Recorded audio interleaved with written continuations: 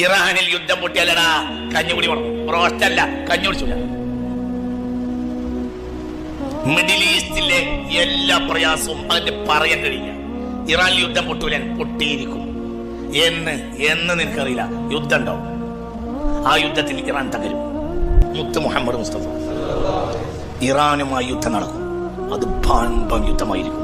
ആ യുദ്ധത്തിന് അവസാനം ഇറാൻ തകരും. പക്ഷെ ഇറാൻ മാത്രമല്ല തകരുക, മിഡിൽ ഈസ്റ്റിലെ അനവധി രാജ്യങ്ങൾ തകരും. ആര് പറഞ്ഞു? മുഹമ്മദ് മുസ്തഫ. അള്ളാഹു നമ്മളെ കാത്തുരക്ഷിക്കട്ടെ. നിങ്ങളെ സഹായിക്കാമെന്ന് പറഞ്ഞ് ഒരു കൂട്ടർ വരും, അവർ ഇറാനെ തകർക്കും. പിന്നെ അവർ നിങ്ങളെ ചതിക്കും എന്ന് മുഹമ്മദ് മുസ്തഫ. മനസ്സിലായോ പറഞ്ഞത്? അവർ ഇറാനെ മാത്രമല്ല തകർക്കുക, അവർ കാരണം അറബ് ലോകം മുഴുവനും തകർന്നു.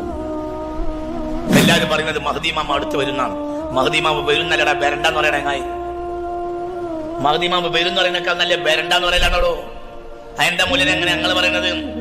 ലാ യഖ്റുജുൽ മഹ്ദി ഹത്താ യസൂല മുൽകുൽ അറബ്. അറബ് ലോകത്തിന്റെ മുഴുവനും അധികാര രാജ്യങ്ങൾ നഷ്ടപ്പെടാതെ മഹ്ദി പുറത്തു വരികയില്ലെന്ന് മുഹമ്മദ് മുസ്തഫ. വരണ്ടോ വരണ്ടേ പറ. നമ്മളിങ്ങനെ ബ്രോസ്റ്റൊക്കെ തിന്നിങ്ങനെ ഇങ്ങനെ ഉഷാറായിട്ട് ഇങ്ങനെ നമ്മളും നമ്മളെ പെണ്ണുങ്ങളും കല്യാണത്തിൽ ഇങ്ങനെ ഉടുത്തും മാറ്റി ഇങ്ങനെ നടക്കുന്നതിന്റെ ഇടയിൽ മഹ്ദി അസ്സലാമു അലൈക്കും എന്ന് പറഞ്ഞിട്ട് വരിക. പോയടപ്പാണ് ലാ യഖ്റുജുൽ മഹ്ദി, മഹ്ദി പുറത്തു വരികയില്ല. ഹത്താ യസൂല മുൽകുൽ അറബ്.